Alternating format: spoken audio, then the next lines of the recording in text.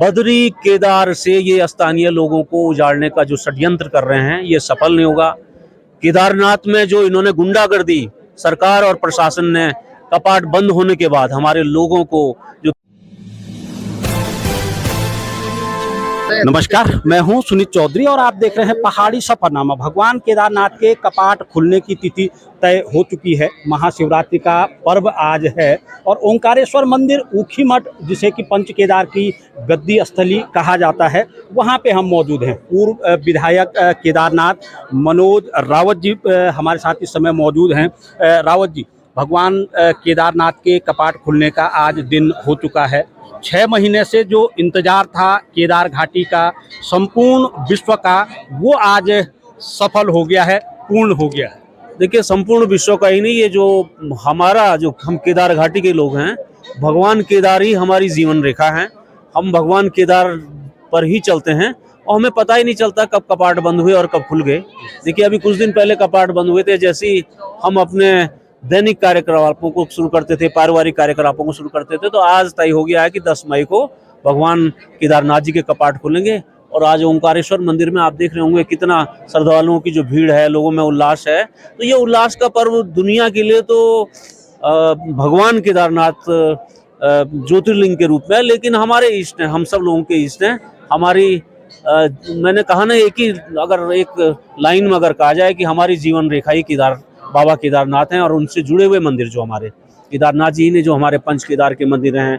हमारा सबसे बड़ी बात यह है कि जो हमारी ये केदार भूमि है वो शैव, वैष्णव और शाक्त जो हिंदू धर्म के तीनों मत हैं, इन तीनों के मंदिरों से जो विश्व प्रसिद्ध मंदिर हैं, इन तीनों के विश्व प्रसिद्ध मंदिर इस केदार घाटी में स्थित हैं और दुनिया उन पर आस्था रखती है। और हमारी श्रद्धा और हमारे पूर्वजों की श्रद्धा और हमारे आने वाली पीढ़ियों की श्रद्धा, इस बात पर आप आज देख रहे होंगे कि जो ये भीड़ है ये दिखाती है कि आने वाली पीढ़ियां भी इसी श्रद्धा को बरकरार रखेंगी और ऐसे ही हमारे देवी देवता पूजित होते रहेंगे। रावत जी, क्योंकि जब 4 धामों के कपाट खुलने की तिथियां तय होती हैं, तो जैसे आपने बताया कि हमारी जीवन रेखा है, कहीं ना कहीं ये उत्तराखंड की कहें या फिर केदार घाटी की कहें, आर्थिकी की यात्रा भी इसे कहा जाता है।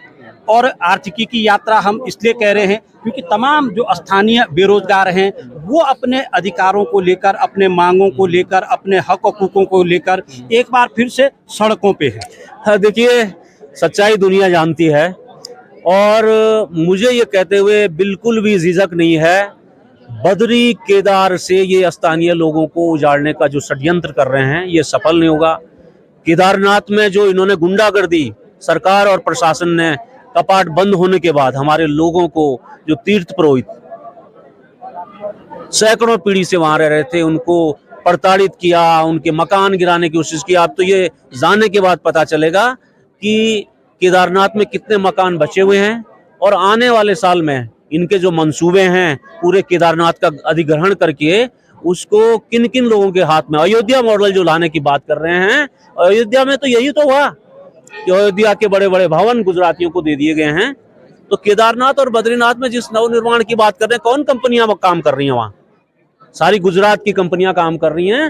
तो अगर ये गुजरात मॉडल यहाँ पर लाना चाह रहे हैं तो ये मंसूबे न हम पूरे होने देंगे और न इन देवी देवताओं को ये पसंद है। देखिए, बाबा केदार को सेवा भी पसंद अपने ही लोगों की है। ये समझ लें, जो सत्ता के नशे में इस समय झूम रहे हैं, कोशिश कर रहे हैं कि ये उजाड़ देंगे, बाबा वही है और बाबा की सेवा करने वाले भी वही हैं। मैं फिर बोल रहा हूँ, बाबा वही है और बाबा की सेवा करने वाले भी वही हैं। ये इन लोगों का, स्थानीय लोगों का, जिनके बच्चे पैदा होते ही घुटने के बल पर चलने के बाद जो पहला उनका लक्ष्य होता है, पहला स्थान होता है, वो केदारनाथ जाना होता है। तो ये उन लोगों को, सेवा का प्रसाद उन लोगों को मिलना चाहिए। अगर यात्रा से पूर्व की अगर मैं बात करूं तो जो स्थानीय बेरोजगारों का आक्रोश है वो चक्का जाम के रूप में, धरने के रूप में, कुंड में देखने को मिला। क्या इसी तरीके से जो स्थानीय बेरोजगार हैं उनकी उपेक्षा होगी या उन्हें रोजगार से जोड़ा जाए? देखिए, अगर बृहद सेंस में हम देखें तो जो ये बार बार सरकारें कह रही हैं कि हम इन्वेस्टमेंट करा रहे हैं, इतने लाख करोड़ का इन्वेस्टमेंट हो रहा है, इनके पास देने के लिए कुछ है ही नहीं। इनके पास सरप्लस जमीन है।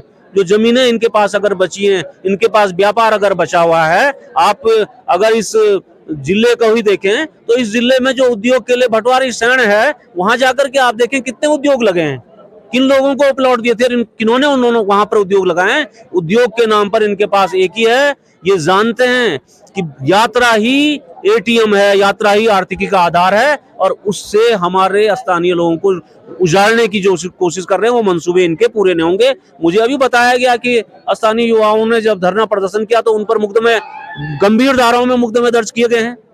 तो ये पुलिस के जरिए, गुंडागर्दी के जरिए जो हमारे लोगों को धमकाने की कोशिश कर रहे हैं, ये मंसूबे पूरे नहीं होंगे।